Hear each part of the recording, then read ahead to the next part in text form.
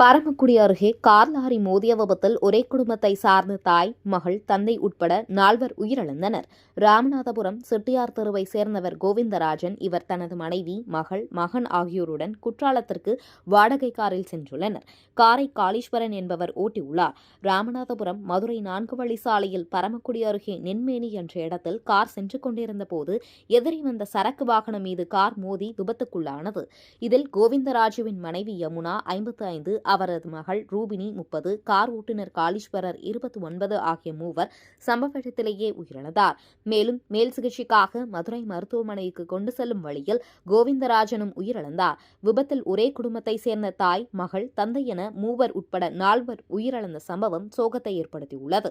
இந்த விபத்தில் கார் அப்பளம் போல் நொறுங்கியுள்ளது.